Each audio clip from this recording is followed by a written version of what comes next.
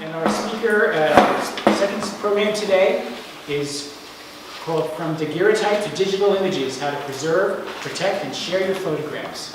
And Susan Hill is co-owner of Darkroom, which is an award-winning company that has been offering photo production services to San Diego County clients for more than 35 years. And she's an expert in the field, and we're looking forward to hearing what she has to say today. So let me introduce Susan Hill. Thank you very much. Thank you, and thank you, Peggy, as kind of this talk is a compliment to the genealogy that, very informative genealogy talk earlier today. Some of you are here are interested in genealogy. Some of you want to know about how to preserve your family history. And others would like to know, what are we going to do with all these digital images that we have created? So hopefully after today, you'll learn a little bit about storage. You'll learn about, I'll talk about what archival means and what you can do to keep your family photos alive. And understand better how to manage and care your archives. So although this talk is not about genealogy, sharing your photos really is an important way for you to connect your family's past. This actually is a project that we did combined with an artist here in the Escondido area, and it's as you can see, a photo genealogy tree. I thought it was rather interesting. A lot of times by having something like this or any of your photographic genealogy, you really do help to protect your family's legacy. And that legacy is something that you can pass on, the stories, the depth of family that you have, and sometimes you didn't know you had, can carry on. And it's a great connection to the from the present to the next generation. Although most of us have, in fact, moved to taking photos digitally, some of us have hundreds and maybe even thousands of photos, slides, transparencies, negatives, and they need to be cared for and organized and presented so that your family can enjoy them in the future. So what do? First of all, we've got to gather them up. Some are hidden in attics, some are in basements, if you have them here. Some are in closets, some are at aunts' houses, some are who knows where. So gather them up and bring them all together. And then that's the biggest kind of effort to get yourself organized, is getting everything together. Where they're stored can be a real potential benefit or a time bomb. It really can have a devastating effect on your photographs and your materials. So, what should they be stored in? Archival is the key. Archival, archival, archival. That's the operative word. Means non-acidic, non-lignin, and has a pH of 7.1 or greater. That's the same materials that a place like the museum right here would be using. Archival boxes, sleeves, and for not just for photographs, for all types of materials that you have. Books, fabrics, so it runs the gamut. They will protect not only hopefully from pests, but also from light. Light is the #1 source of damage for your photographs. Just start looking at your photographic albums and old photos, and you'll see which ones have been shown, and you'll see the effects of the light. The negatives should be stored in acetate-free plastics, your prints in acid-free envelopes, and all these in boxes. Where do you get it? Where can you buy it? There are a number of very good sources online. There are print file, archival methods, archival products, your university products, those are just a few. They are all very good sources. You'll be amazed at what's out there.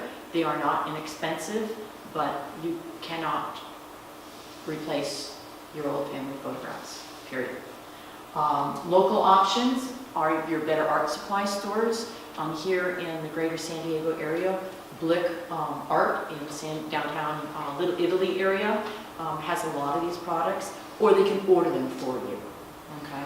And a lot of times we will get very ingenious, or not ingenious, but very enthusiastic and order all these archival supplies only to find out they don't fit the medium that we have. A lot of you will have negatives from, say, your parents' or grandparents' generation. Many of those negatives were made.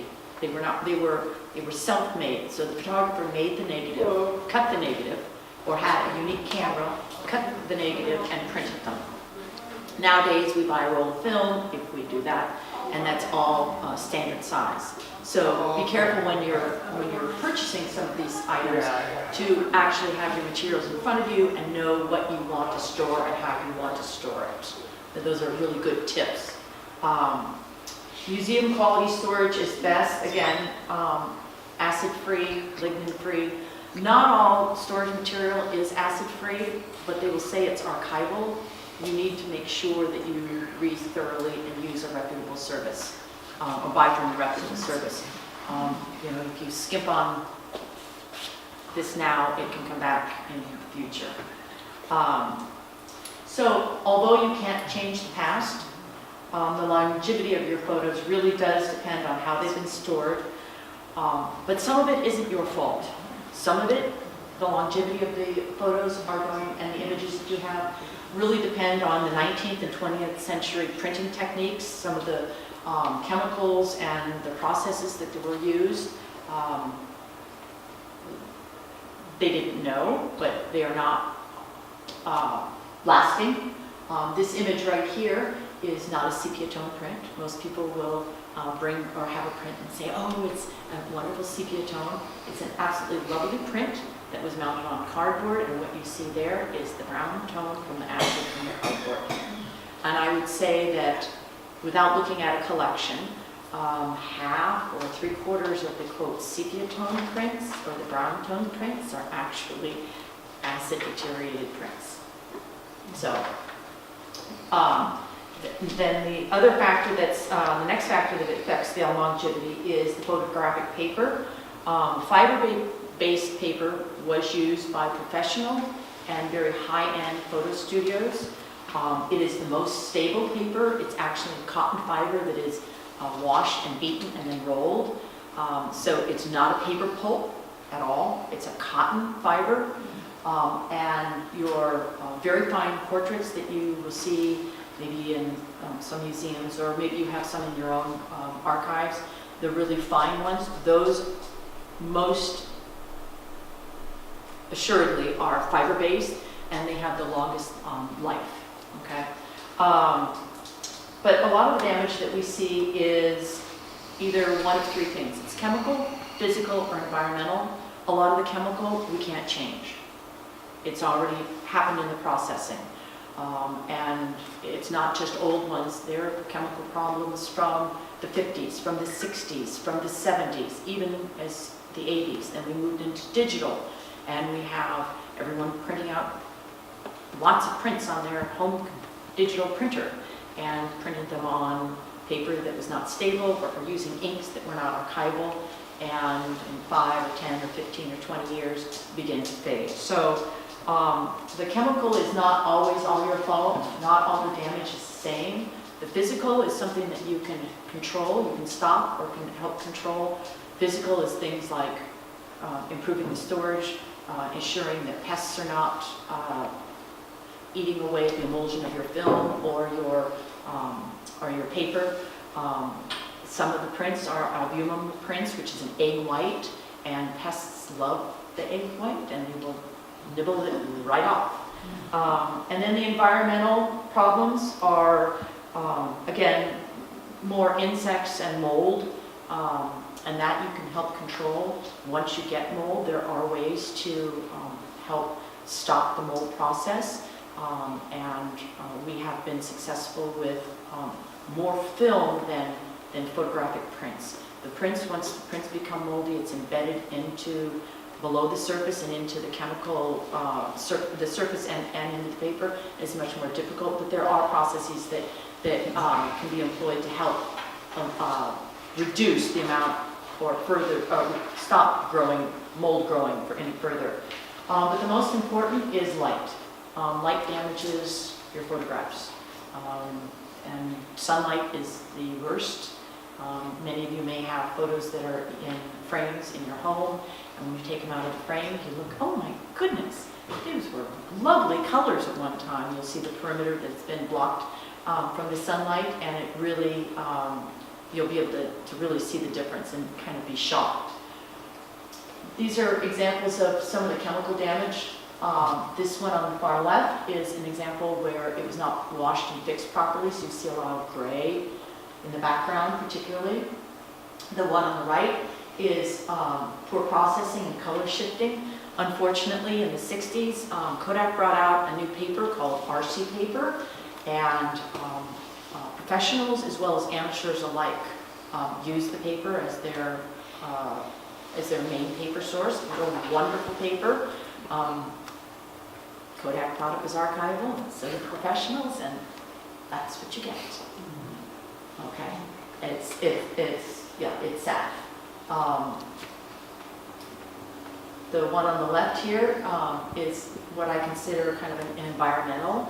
Up in the far, if I can use this pointer, forgive me, I've been right up here. You may not be able to see it on this screen. There's actual fingerprint. A good sleuth probably could tell you exactly whose fingerprint that was. So then, now, we always touch our any of our materials with at the perimeter, so we hold the negatives by the side and never the face. People will want to show prints, and they will deal them out like a deck of cards. That is just very damaging to the surface of the prints. And it may be the only copy that you have. Yes? I would say, I scan a lot of photos for my clients' books, and 9 out of 10 have fingerprints in the corners. Yes. And you see them when you digitize the photo. It's very obvious. One of the things, and you bring up a good point, you see them when you digitize the photos. It always amazes me when we've digitized hundreds of thousands of photos. And I'll look at it and it looks fine. It looks good. And then once it's digitized, you just see every flaw. And we've had customers, they don't really say this, but I know they look by the look on their face, say, what did you do? It's like, well, we scanned it. We've got every bit of information, including every scratch, every emulsion problem, everything that you could ever want. So yes, that is a real good point. This second print here, just to give you an idea of some prints that are really beyond your control, that is considered a proof print. It is not square on the paper, and the image were not squared up, they were not centered. It's probably a contact proof print, if that, and they were quick and easy ways of showing the potential client or the person, this is what we have, this is, it was developed very quickly, so for expediency, and so they were not properly washed, they were not properly fixed, and they were printed on what is called single weight paper. So if you go into your archives and you'll find maybe one photograph and you think, oh my gosh, this is a beautiful, handsome photograph, it's well printed and it's on heavy paper, and then you'll find some flimsier ones that have a lot of browning tone to them or kind of fading. Those would be considered, or could very well be considered some proof prints. And again, they were just very hastily printed just to get them out. Okay. This is an example of a Tintype. We had a person bring this in and literally just toss it. These are very rare and uncommon, and the damage, there's silver on there's flaking on the surface, and that cannot be brought back. Other photos by a trained photo conservationist can be improved, but something like this Tintype, it cannot. This is an example of mold here on these prints. Okay, you cannot see it as well on the slide, but it is on the photograph. Those photos are 25 years old. So that's an issue of storage. So handling and storage is critical for what we can do today to stop any further deterioration in our archives. Okay, these two photos were taken in 1992. This is a direct result, and they look this bad in the original. These are a direct result of sunlight exposure, and also the company that took them. So some of your lesser expensive photo studios, big, I call them big box stores, but they're no longer big box stores. Some of the big photo studios at your major department stores, or the church, organizations would come around to the church and take a whole series of photographs. Those were typically printed on very inexpensive paper and very hastily, and so are more subject to deterioration and to fading than maybe a higher quality studio. So those are some things. Again, these exposure to direct sunlight and poor chemical use is something that we can change today. This is an example of chemistry here. You can see where it's all yellowing and all. Should be closer to the original color. When you're bringing back the color in a photograph, if you've got one that's terribly damaged like this, the green isn't going to go green, because then that yellow is going to go completely yellow. Here's an example here, what I talked earlier about the emulsion literally being eaten away. And they ate through the paper. There are some pests that love paper. They love paper. So getting your archives in the proper storage units is critical, if nothing else. It will also give you an opportunity to kind of go through and get things organized, and all. The the image on your left is a hand-oiled photograph. Many of you will see that in your archives. That was printed on a fiber-based paper, and it was hand-oiled. If properly stored, this is close to 100 years old. It will remain in this condition, which is a very good condition, for another 100 to 200 years. Proper storage. Okay, it's not going to deteriorate. The oils are high-quality oils, and it was printed on a fiber-based paper. The one on the left is considered a crayon portrait. Peggy and I talked about that the other day. Crayon portraits are kind of an interesting, you may have some in your archives, are an interesting photograph, because they actually are photographs. They were printed as a special process, and it was typically available to the wealthy. And it was the one life-size image that a person might have had taken of themselves. And the photographer would print it on very thin paper, a very light image, and then, or artist, and then the artist would actually draw in all the detail. So it looked like it was an actual portrait and not a photograph. But this is considered, and the word is crayon, but it could be either with pencils, some type of pencil. Typically though, or pastel. Pastel was another option. But you can see here that this one has water damage here, tremendous amount of water damage here. And this crayon portrait, again, is not sepia tone. That brown staining is purely the cardboard backing. And this paper is very, very thin, so it had to be put on something. And that is purely the cardboard backing and the effects of the acid that's coming through. Kind of shift gears here. 1826 was the first photographic image produced in France. By 1900, about 75 years later, the Brownie was introduced. The Brownie camera here, you can see here, gals out for a Sunday afternoon. And Kodak introduced it, and they sold it for $1, and it was the first mass-produced uniform camera. Before that, there were many other cameras, but as I mentioned earlier, film, camera sizes, all vary. This was a uniform camera, sold for $1, and it was mass marketed.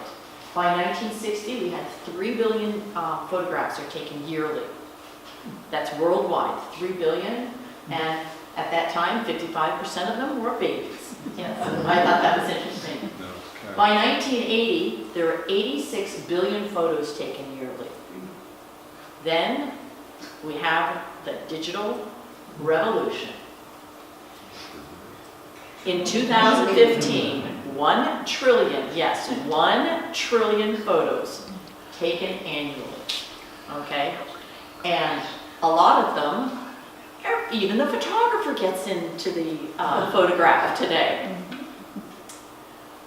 The digital revolution really has exploded in every capacity. It's, in good ways and then in ways that are really challenging. So the biggest challenge is, what do you do with all of these images that you have? How do you store them? Some questions you ask are personal questions. How many photographs do I need of the dog? How many photographs do I need of the cat? Truly, truly, truly. When my father passed away at a rather young age, I contacted his mom, my grandmother, and asked for some family photographs. And she gave me 8. And I thought that was a little stingy, but I was lucky to have those. And when I go back, I thought, no, she was brilliant. Birth, or young, 3 to 4-year-old, 7, 8-year-old, 10, 12-year-old, 17-year-old, 21-year-old. Those are the benchmarks where you really are noticing the difference. So if you're worried about your archives and how many photos should you keep, it's kind of, it's a good way because to think about those benchmarks and those in that timeline. Sure, it's great to have every birthday party, and it's great to have every anniversary and all, but those are our memories. So when we pass on, what memories are we going to pass on? Yes, it's wonderful if we are in the farming industry to show our farm and what our agricultural roots were like, or if we were in another type of business, but to have the massive, think about what you're giving to your family, and then what the other side's giving to your family. So, what do you do with the old photos you have? And with the digital revolution came revolution in digital scanning. Not all scanners are the same, so if you want to do it yourself, I'll give you some tips here. These are the same things that we do, for the most part. Again, not all scanners are the same, so you do get what you pay for. And don't be fooled by a lower price scanner. If you're just scanning something to send to a friend, or need to make a quick copy and whatnot, that's one application. If you're scanning for archival purposes, that's a different. We scan at 600 dpi, original size. If it's a negative or transparency, any type of film, if it's a glass negative, if it's a Tintype, anything, we size 8 by 10, 600 dpi. Now that creates a huge file. And I'll get into that a little bit later. The mode, it's always RGB. There are options for grayscale, black and white. You want RGB, that's a 3-color channel. R is for red, G is for green, and B is for blue. And the bit depth, that is the amount of information that is available on each channel. We scan at 48 bit depth, which means there's 16 bits per channel. So 16 red, 16 green, and 16 blue. That works out to be 218 trillion color options. So you've got all the information. And there are 2 file formats that you can choose from. Most of us are really familiar with the JPEG format. That's what most of our cameras and our cell phone images, that's the file extension for it. And I find it a little interesting because it says it's Joint Photographic Experts Group. That's what JPEG stands for. And yet that is not the best file to save your images to. The best is TIFF. Your TIFF files are bigger. They contain a tremendous amount of information. And when you actually go to view a JPEG file, the file is compressed. It's smashed down. And so it's flat versus, I say, it's one-dimensional versus 3-dimensional. That's not quite right, but just for sake of understanding, the TIFF format is what is called a lossless compression. So when you view it, none of the information is lost. it is lossless. A lot of lead-lets in there. So always TIFF file format. Again, that makes for very, very, very large files. So what do you do to preserve? 3, 2, 1. Peggy mentioned some things earlier. 3 copies, your original, and 2 backups. Always. Stuff happens. It happens and it happens. So this is for digitized images or digital images that you want to save. 3, 2, 1. 3 copies, 2 locations. Actually, it should be 2 formats. So you save it 3 copies on 2 different formats. One would be a hard drive and maybe CDs. If you have a large archive though, you're going to have a lot of CDs. And today, some computers don't even have CD drives. So extended hard drives and the cloud are 2 options for storage. And then 1 should be stored off-site. Safe deposit boxes actually are coming back in vogue. They can be big enough to hold your hard drive. And they are, safe deposit boxes are in secure, temperate, good humidity, safe locations. Fire, flood, hurricane typically are not going, we don't have to worry so much about some of that here, but are not going to destroy your original.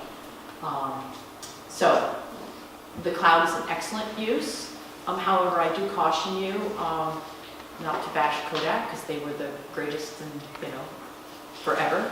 But Kodak did have a file sharing and saving program, and they discontinued it. They merged it to somewhere else, to another online service, and then it was discontinued, and many of the people didn't pay attention, and all their photos were lost.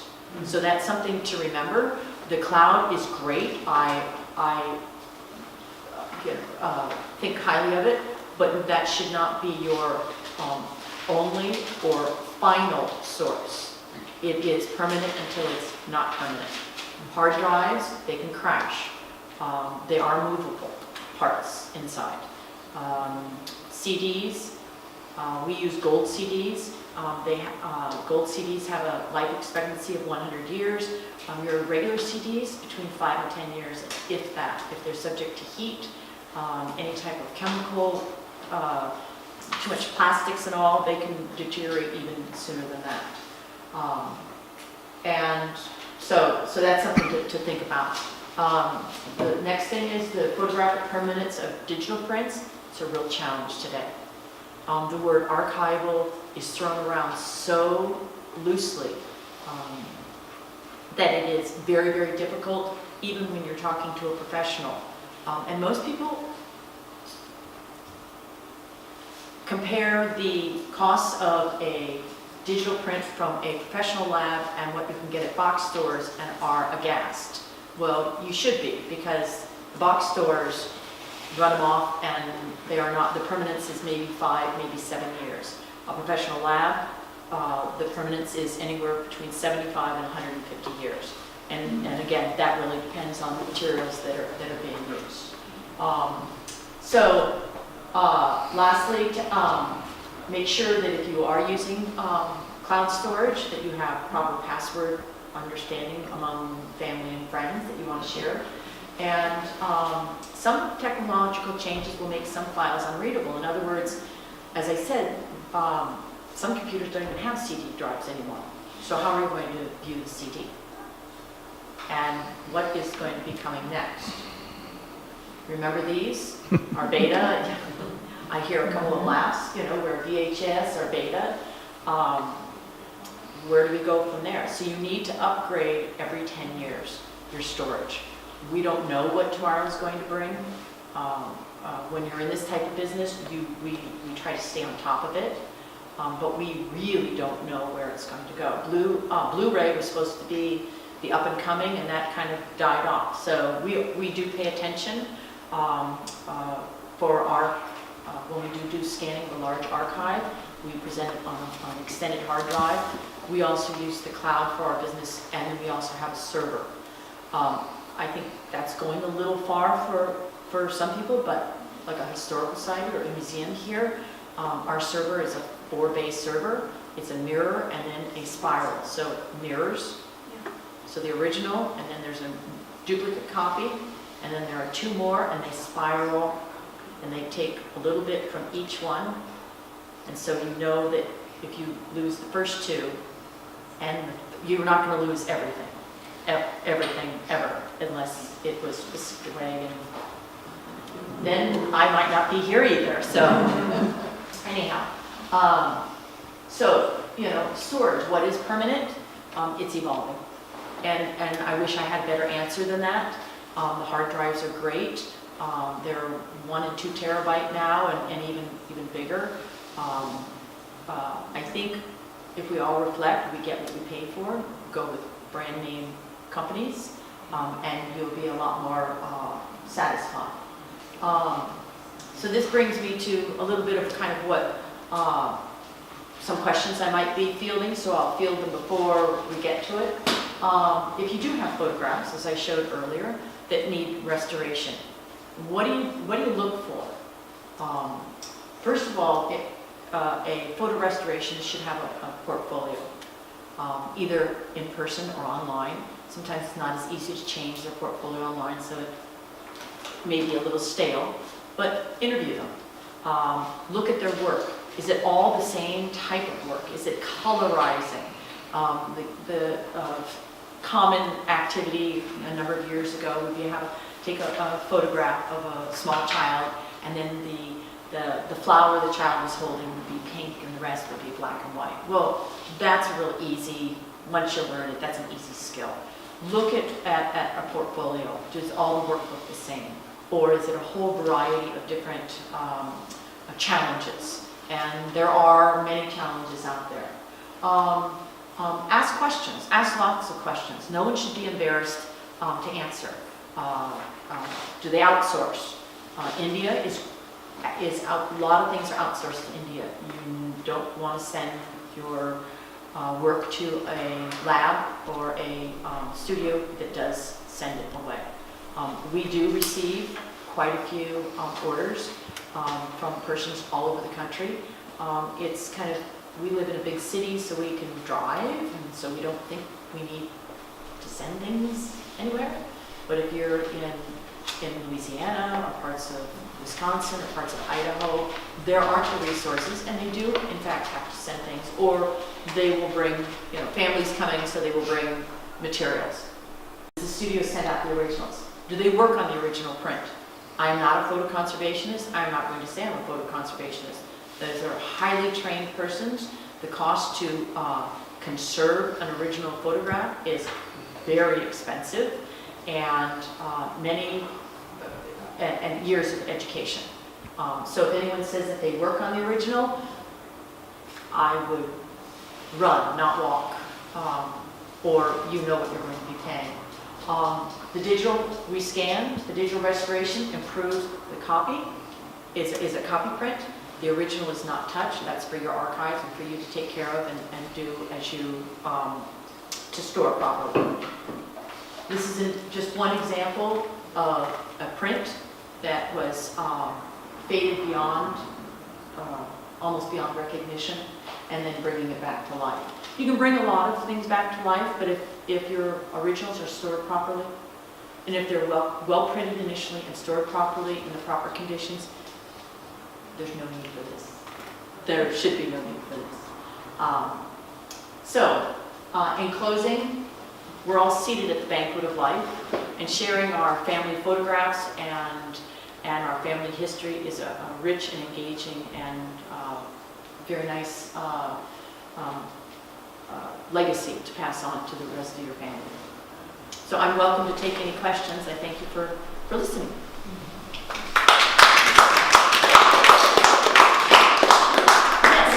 I find with the digital age, I have so many pictures that are still on the computer, Yes. or in the camera, or, Yes. or in my phone, or Yes. iPad. Yes. Is there any good programs for organizing all that on your computer?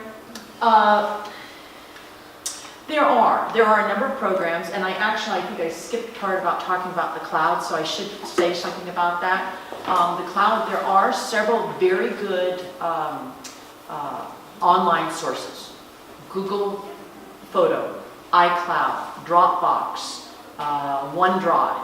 Those are all very good photo sharing and photo storage sites. When you look online, they all have different features and benefits. See which one works best for you. Some are more costly. Some have greater file sharing opportunities. Some even have editing software that you can, easy editing that you can use. Some of them, though, compress the files. So if you're doing this for an archival purpose and you put it up in one of use one of the sources, many of them, one of them I know for certain will compress it, so when you bring it back down, you didn't get what you paid for. So if you have scanned it, 600 dpi, TIFF image, biggest byte file that you can, and you send it off, and it will come back a nice little postcard size. And that's not what you want if you want to restore it later on. Okay? So, and as far as cataloging, a lot of that is very personal. There are several services along with the storage companies that will allow for organization. But part of it is you have to kind of get that organization in your mind. Do you want it organized by person, by location, by date? Chronologically is really the easiest and the most intuitive. All of your digital files, whether or not they're on a phone, camera, scanner, they have a tremendous amount of information. And I didn't really talk too much about that because you need to use a file editing software in order to access that information. But one of the things that you'll be able to see just on your computer is the date it was created and the file size and the image size. So you can rename it if you're so inclined, but you'll see the date and the file size. I find personally to organize it by date. And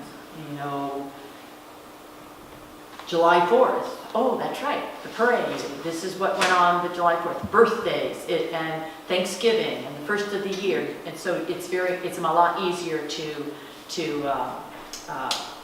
stay organized that way. And some of it is you have to edit. The digital age is so easy to capture so much, but how many? I mean, that's why I just gave that little anecdotal story. How many do we really want? And when I'm taking the photographs, they're my memories. They're not my children's memories. They're my memories of my children. They remember things, yes, but maybe a little differently, okay? Maybe it wasn't all that much fun, okay? And that camping trip, it's like, let's get rid of those. So, I mean, I hope I've answered, your question, but a lot of it, you bring up a good point though. You need to get those photos off your phone. You need to get them off your cameras. I can't tell you how many times people will say, oh, I know I had it on my camera. Well, the card can go bad. They can go bad, and they don't give you any notice. They don't start blinking a little bit, or they don't start only accepting a couple of images. They just don't work. So if you do take a lot of photographs, one suggestion that I do have to help eliminate or avoid that problem is put the date that you purchased that card on the front of your card. And after it gets old, a couple years old, 3 or 4 years old, get a new one. If you took that many photographs with film, you'd be editing a lot more. You'd be editing yourself in the photographic process. So they're relatively inexpensive, and just write a little date on it. That's what we do at our. We look at it and say, oh, this is getting old. And we just use it for tests or use it for for non-important use. Yes. How about BMP format or PNGs in addition to TIFF and JPEG? I think that's overkill. I have a lot of old digital photos that were done in the Microsoft on BMP because that used to be the standard. Correct. And it was a lot more higher fidelity than JPEG, especially when you didn't have the ability to control the degree of of compression with JPEG. Correct. Some of the modern scanning software will allow you to choose from very little compression to almost no compression, still within the JPEG format. Correct. Should I change my BMPs to JPEG or TIFF? No. Not to JPEG. How about PNG?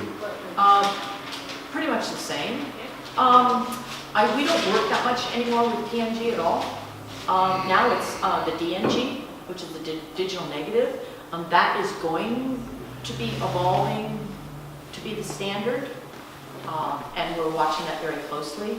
The major manufacturers, camera manufacturers, are migrating to the DNG, so that's going to be the file format that you'll be seeing. But I would keep it with either TIFF or wait and see what type of migration you can do to the DNG. How do you feel about thumb drives as a storage mechanism? We're getting very large thumb drives now for very little money. Oh yeah, they're awesome. They're awesome for quickies. Like this presentation, they're awesome for quickies. For storage, for permanent storage, no. We actually use SanDisk, a storage vault, and it is not a thumb drive, and it is not a hard drive, but they're small. They're 8 gigs, which isn't much. I mean, not compared to what? SD cards you're talking about? No, it's called a memory vault. It's about yay big. Oh, okay. Okay, and it's not well supported, but I really like it to give to for a short-term storage, not a archival 100-year storage, but a shorter-term storage to give to clients in transferring, because first of all, these thumb drives, most of us probably have 5 or 6 laying around. And so now we don't even know which one is which and all. Hard drives, if you don't have a large enough capacity or pay attention, they will crash. It's not a matter of when, it's a matter, it's not a matter of if, it's a matter of when.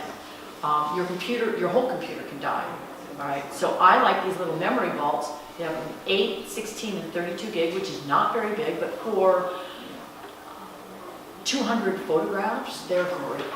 But what's the interface? Pardon me? What's the interface? What, electrically, how do they Oh, connect? it's just a USB. USB. Yeah, it's USB. How long will USB be around? And, and see, those are good questions, those are good questions. And that's why, I said, some computers don't have CDs anymore. CDs don't even last. Right. Many of you may not even realize that they don't last. I mean, people are worried about using ink pens and whatnot. I'm thinking, yeah, you should worry about that, but I mean, we have customers bring back work or bring photographs that they had of their wedding that someone put on a CD, and the wedding isn't 10 years old. Did you back this up anywhere? Yes. Can you comment on HDR enhancements? Yeah. Yeah? I don't like them. You don't like them? No, I mean, no, they're great. But I mean, you look at, so photographically, and I scenic a little bit, that's okay. But when you see, if you go online and you're looking at some of these homes that are for sale and they're all HD, they look absurd. It makes the face too contrasty. The colors are just so blown out. So they can make some lovely scenic photos. But as far as is HDR, I'm not a big fan of it at all. It's more an artistic It's medium. more, yes, it's more Yeah. creative. Yeah. Yes, absolutely. Yes. I have a Super 8 film reel, which is about 1,000 feet. And I went to Costco because I'd like to have it transferred to a CD, and I would have to pay almost $1,000 to have it done. Is there any place else? Okay, so we were talking about genealogy today and photos. But you're bringing up a really good point.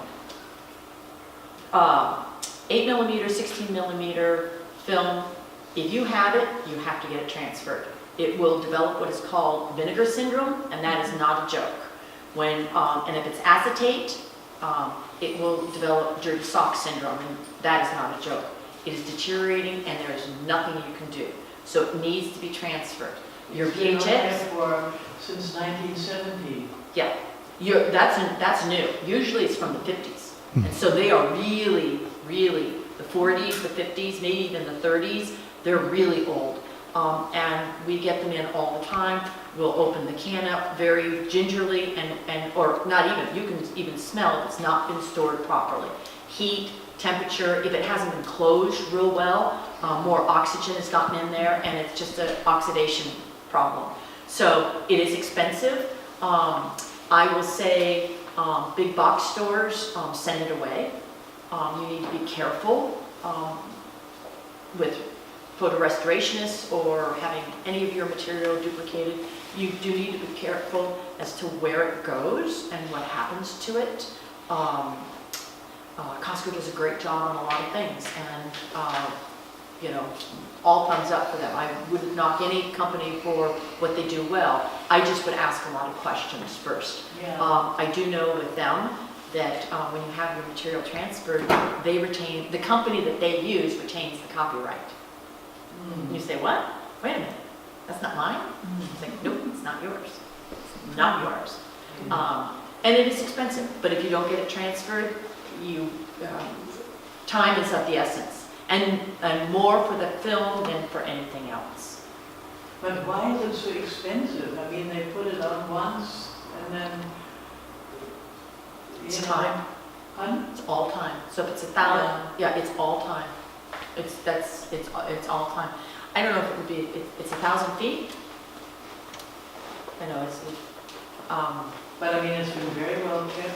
that's Closed, superb. in a cooled area, and, you know. But our business does do those, transfers all types of films that are available. We even print from film. We will even print from movie film. We had a customer come in and who was in the movie theater in Los Angeles in the 40s and saw his father in the newsreel on D-Day. Oh. And went and, now, granted, it's not an original the original film footage that the news cameraman took. But he went up and he got that film and we were able to print it. We can print microfiche, X-ray, lantern slides, tintypes, glass negatives, glass plates, all the media that has been, pretty much all the media that has been developed in the last 150 years, we're able to print. But the film is important. Getting your VHS tapes, that's all tape. That's going to die soon.